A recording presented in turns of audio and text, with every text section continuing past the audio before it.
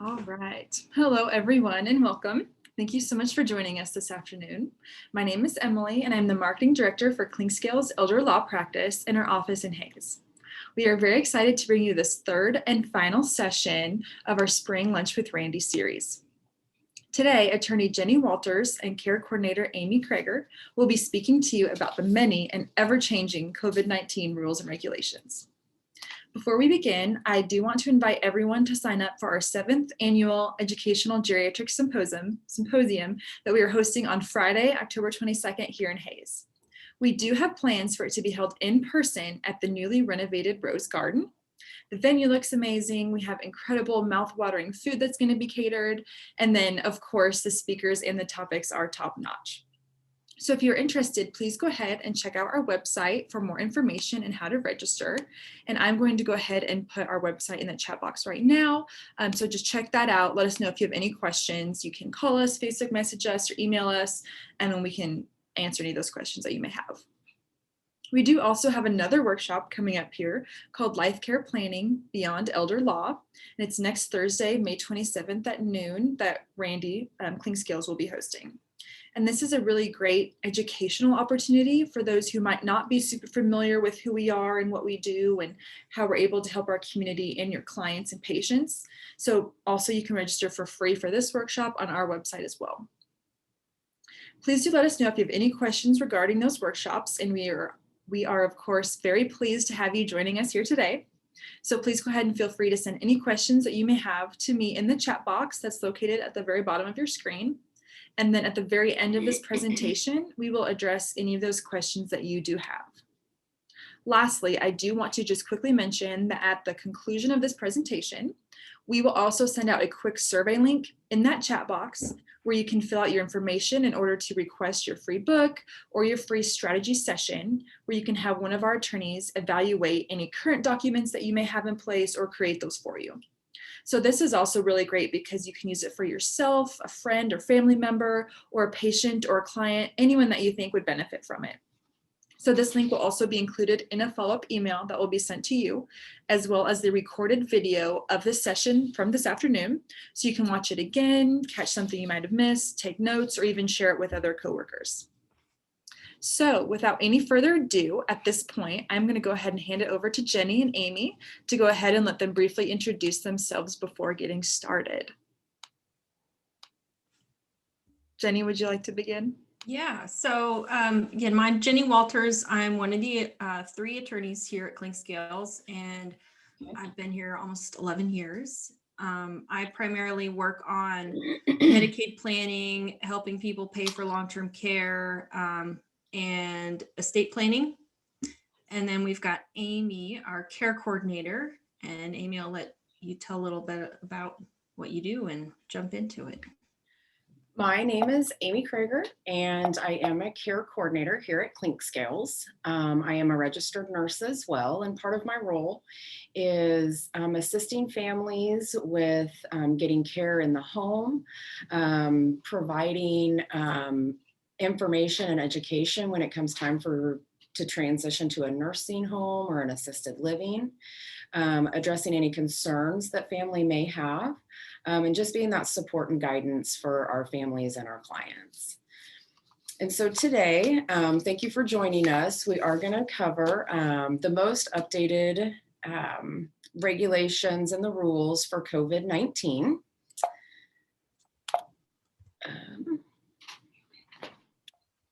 I think Aimee, as of what day is this? I think you had in there like so May 11th. Yeah.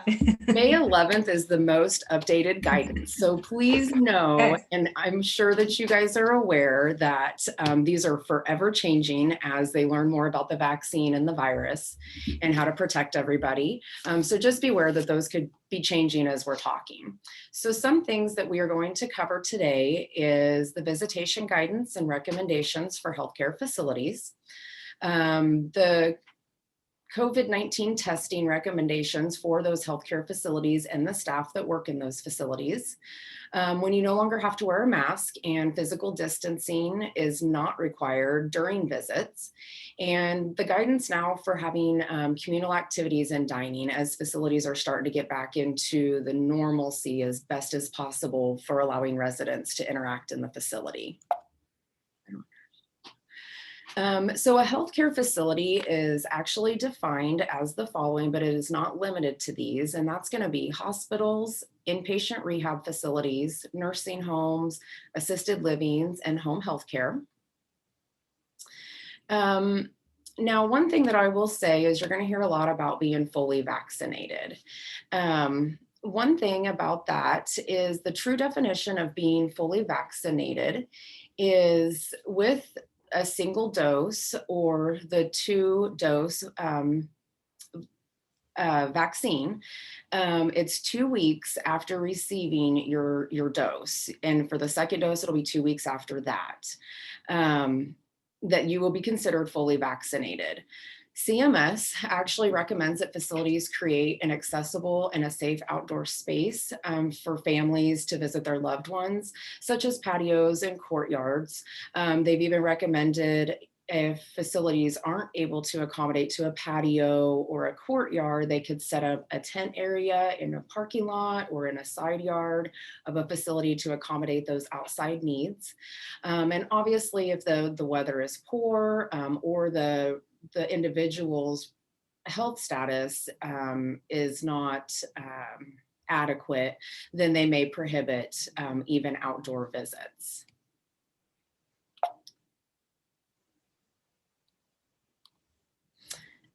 So indoor visitation at this time should be allowed at all times, and for all residents despite their vaccination status, but there are some situations that could be limited due to that risk of spreading COVID-19. So unvaccinated residents, what they look at is that positivity rate in each county. And if it's greater than 10% and less than 70% of the residents who occupy that facility are fully vaccinated, they may look at limiting those visits. If there's also confirmed COVID-19 infection, despite the vaccination status, until it's been at least 10 days since symptoms first appeared, they are fever-free without any fever-reducing medications such as Tylenol or ibuprofen, and their symptoms have improved, then they would be able to have those visits indoors. But please note that there is visits known as compassionate care visits that should be allowed at all times, regardless of the circumstances. Now, compassionate care visits are, at the beginning of the pandemic, it was really drilled down into those end-of-life situations. And as time went on with that pandemic, early last year, they were recognizing how it was affecting the residents in those facilities that couldn't have that contact with their family other than maybe FaceTime or Skype or through a window visit. So they recognized that was really affecting them, and they've classified it down to more situations that they would consider a compassionate care visit. But they're not limited to this. So some examples could be, a resident who was living at home with their family prior to admitting to the nursing home, and they're just struggling with that change in that environment and the lack of that physical family contact. That's when they will allow a compassionate care visit. A resident who is grieving after a friend or a family member passes away, they would allow those compassionate care visits as well. For some residents that require some assisting at mealtime, whether it's with eating or drinking, and that was previously provided by families or their caregivers before going to a facility, and they're experiencing that weight loss or dehydration due to that lack of connection with their family. A resident who is now maybe they're socially isolating, they're not coming out, they seem more depressed. And it could be a resident who was very active in the facility and would talk to others, and they're crying more frequently and they're talking less. They would consider that a compassionate care visit. Aimee, I got a question. Is it, because I remember, weeks, months, whatever, seems like eternity. It seemed like people were getting in for end of life, or if somebody moved to the hospital, it almost seemed like they were a little bit fortunate that those things had come up because they could get in. So is this compassionate care thing, like, has it expanded recently, or has that always been the case? I didn't realize that they could get in with those other scenarios. That's a good question, Jenny. So last spring, when they started identifying, decline in residents because they weren't having that contact, then they kind of sat down and went through the things that they were seeing, such as those examples of the less interaction with others, or crying more, not eating well, or drinking. So really, this is kind of been some examples of situations where they would allow that. And that's been a scenario that's happened since they recognized it last year, early in the pandemic. And I feel like that, it's going to be situational with all things, because it won't be just limited to those situations. So that may be something that'll expand down the road too. So with that in mind, it is something that, it's going to be situational on what's going on in that decline that they may see in that resident. So I hope that answers your question, Jenny. And so Got one more. No. And then I'll let you go. Okay. On your one before, because you mentioned like the requirements of if the community has a positive rate, and I don't even know what ours is here, and we may have some people spread out, but has that been an issue around us? Like, has there been, or are we doing pretty well that people haven't been locked out because the community has a high rate or something? Right. So our rate is less than 10% right now. I want to say the last time I looked, it was maybe at 3%. Oh, wow. If that. I mean, it's very low. When you're going to see those rates like that, like we did back in the fall when we really saw COVID in the area. Is when you're going to see that rate. And you can find that information on your county. You can call the health department. You can find that on their websites, and it'll tell you those positivity rates in each county. Okay, thanks. Yeah. So when they have visits indoors, that when the resident is fully vaccinated, those residents and visitors who have been fully vaccinated may choose to have close contact, including touch, with their loved one, and they don't have to wear a mask.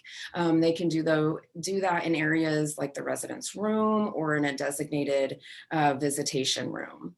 Some of the recommendations, with that being said, is that they do recommend that visitors should continue to wear their mask and physical distance from other healthcare personnel and other residents and visitors in the facility. Because as we all know, when you go into a facility, you're visiting with the staff and you're visiting with other residents because you've formed that relationship with those staff and those residents. And so they're really discouraging you to visit or, interact with others out in the facility like we used to be able to. So when should, in indoor visits, when we're not fully vaccinated, the safest approach is always going to be to maintain that physical distancing and wearing masks. However, if a resident who is fully vaccinated chooses to have that close contact with an unvaccinated visitor, while they both continue to wear a mask, they do have the right to make that decision, because ultimately, even though we do have guidelines and recommendations that come down from CMS, which is the Center for Medicaid and Medicare Services, CDC, and our county, our local health departments, they really want us to we still need to remember resident rights, but still protecting them at the same time to keep that COVID out of those buildings and have outbreaks. So what they're going to be looking at, for testing, there is going to be testing requirements. So there'll be testing and visitation requirements that will be affected from the county rates, as well as what's going on in that facility. So some of the testing requirements in healthcare facilities at this time. So one thing that will trigger testing is if you have an individual that is having symptoms. That's going to be your fever, your cough, runny nose, sore throat, possibly diarrhea, vomiting, pretty much every symptom. So with the staff who have been unvaccinated and are vaccinated with signs and symptoms do have to be tested, and that includes the residents as well. Now, if there is an outbreak in the facility, and that's going to be any new case that arises in a facility, all staff are to be tested, whether they are vaccinated or unvaccinated, and that have previously tested negative until no new cases are identified. They will also do the same with the residents as well, regardless of that vaccination status. Routine testing, which we will cover in a little bit more in table 2. Vaccinated staff do not need the routine testing, and it is not recommended for a resident unless they leave that facility routinely. So for intervals, they'll vary by the community, and if the community COVID-19 activity level is low, which is going to be less than 5%, then they're only going to require monthly testing of unvaccinated staff. And that's going to be a minimum testing frequency. You know, facilities do need to follow the guidelines, but they can always be just a little bit more stricter. There is also, for a medium level, for that positive county rate of 5 to 10%, they would need to be tested weekly. And then the high is going to be that greater than 10%, and they will be tested twice weekly. Kind of how we saw back in the fall, winter time when COVID hit our community. Now, they can get back into their group activities and going back to the dining room. And what they are recommending, that if residents are going to participate in an activity and they are fully vaccinated, they may choose not to wear the masks during that activity. If unvaccinated residents choose to participate in activities or in a group activity, they should wear a mask and physically distance from others. Now, how are you going to know who's been vaccinated and who hasn't vaccinated without violating HIPAA? Some of the things that they have come up with is for a facility to, announce a group activity that is coming up, and then they can have residents sign up for those activities. And then the staff can designate seating areas for that activity so that it protects other residents who may choose to go that are not vaccinated. Aimee, do you know, and I don't know if you can say from the people you work with, like, is this an issue because are most residents vaccinated? I'm just curious, or have some of them chosen not to, or what do you think the rates are? Well, that is a very good question. I don't have the exact number of the rates, and that's actually going to be coming out soon.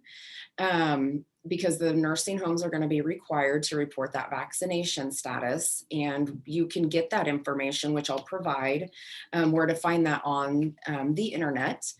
One thing, I think that, irregardless of their vaccination status, it's going to be so important for those residents to be getting out and interacting with others, because ultimately that's been identified as an issue with COVID and having to quarantine or isolate or physically distance from others. And so it's going to be important to know all of that information.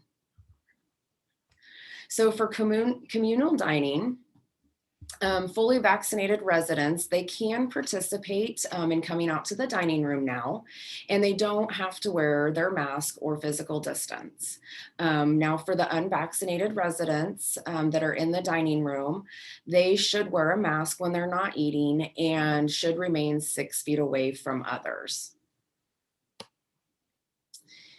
So this is going to lead into a little bit of the question that Jenny asked. So on May 11th, CMS added a new requirement for long-term care facilities to develop policies and procedures regarding the COVID-19 vaccination.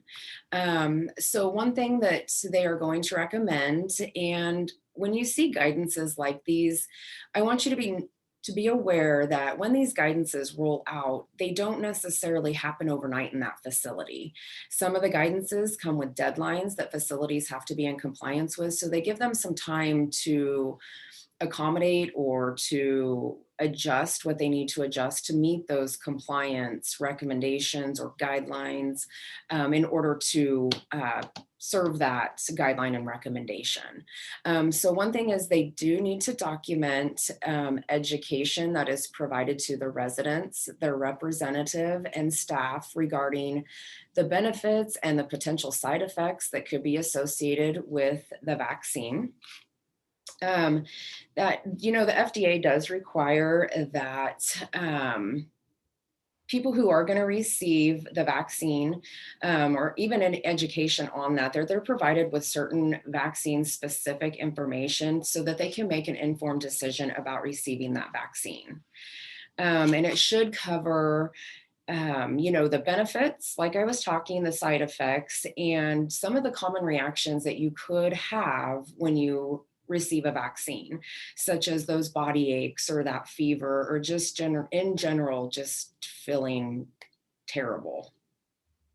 The vaccine must be offered unless it's not recommended for medical reasons, or the resident or the staff member are already fully vaccinated.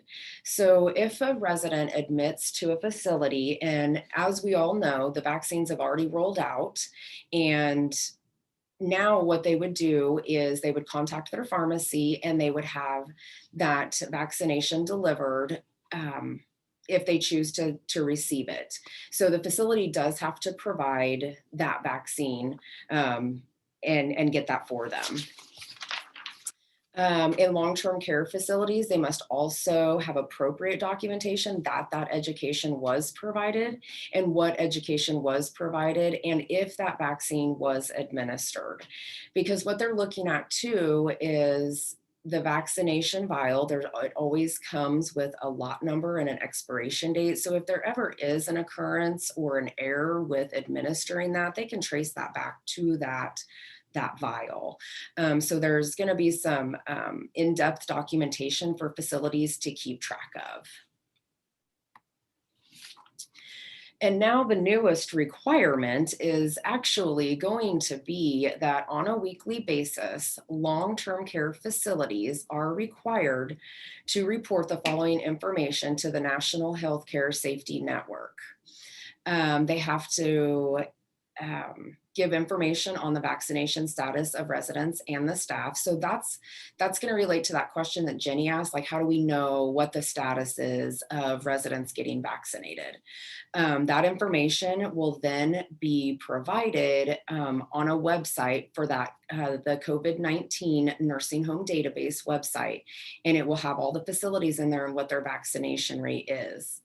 They have to document each dose received. If anybody experienced, including staff, if they experienced any adverse events or any kind of treatment that was done to residents for that, if they were positive for COVID-19. And the reason is because that allows CMS and the CDC to learn more about that virus and that vaccine so that they can, you know, in the future, make adjustments to that vaccine. If they do see some side effects, they can also monitor that treatment on the best way that we can deliver that care to those who have suffered from COVID-19 or who are suffering from COVID-19. And that is the end of the actual presentation for the PowerPoint. Should I just close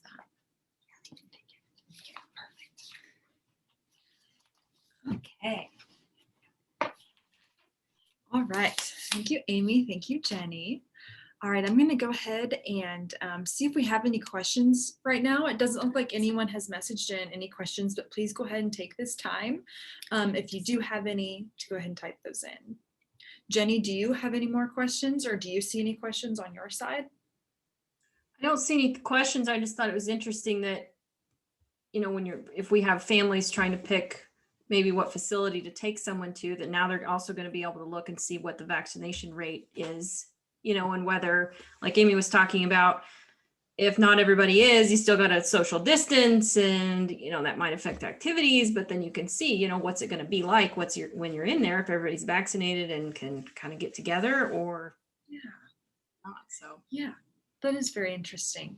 We did actually just have a question come on, and Aimee, you might be able to answer this. The question is, when will we be required to revaccinate next fall? Is that something that we know for sure? That guidance, I don't believe, has been released yet. Trust me, I'm following that too, because, as some have, well, a lot of people have talked about, the painful arms, some of those side effects. Nobody looks forward to getting their shots. So that guidance isn't out yet, and it would be good to know.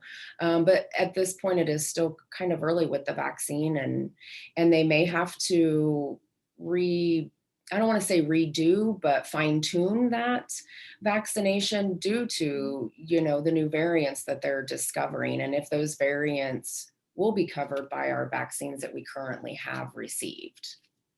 So at this point, we're not sure if it's going to be a one and done and you're vaccinated your whole life, or if it's going to be like a flu shot and you have to get one every fall.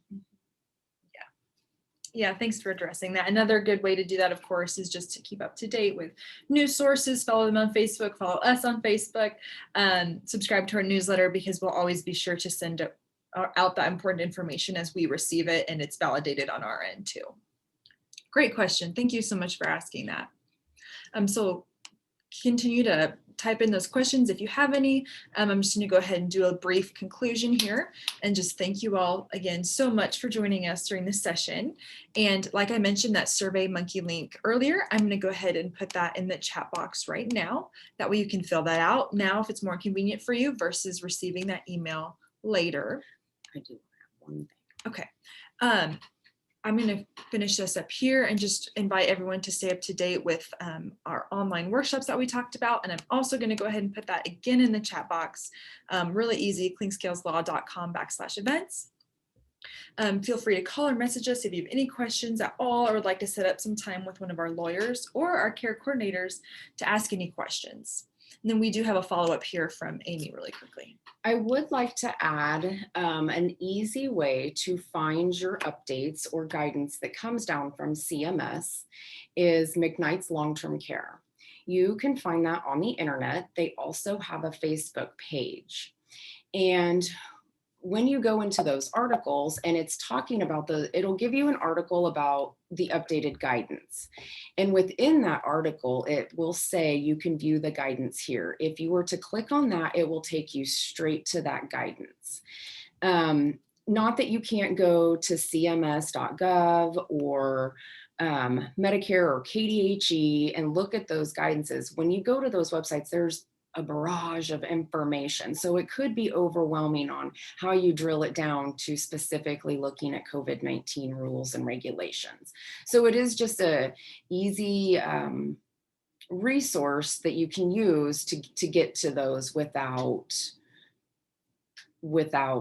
pulling your hair out, trying to go through a million different internet resources to find what you're truly looking for. All right, perfect. Well, thank you so much, Jenny, and thank you so much, Aimee, for that fantastic information today. Thank you all for joining us. We sincerely appreciate it. Please stay tuned with our website. Call us, message us if you have any questions or want to request more materials or meet with anyone here in our office. We'd be very happy to do that. So with that, thank you so much, Jenny and Aimee. Thank you so much, everyone, and hope you have a great rest of your Wednesday.